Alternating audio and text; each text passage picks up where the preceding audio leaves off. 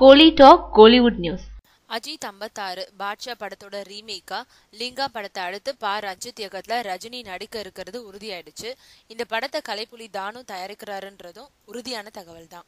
ரஜினி புது படம் தொடங்குறதுக்கு முன்னாடி வதந்திகள் ரெக்க கட்டி பறக்கும். அதுல எது உண்மை எது பொய்ன்றது படம் வெளியாகும் போதுதான் தெரியும். அந்த வகையில ரஜினி இப்போ நடிக்க இருக்கும் புதிய படம் பத்தியும் பல்வேறு செய்திகள் அடிப்படுது.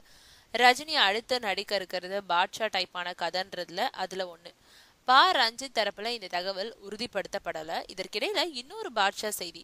சிறுத்தை சிவா இயக்கத்துல அஜித் இப்போ நடிச்சிட்டு வரும் தல 56 படமே பாட்ஷா படத்தோட ரீமேக்ன்ற தகவல் அடிப்படுது.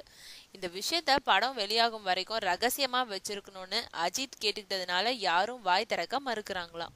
தல 56 படத்துல அஜித்தோட தங்கையா லக்ஷ்மி மேனன் நடிக்கிறாங்க.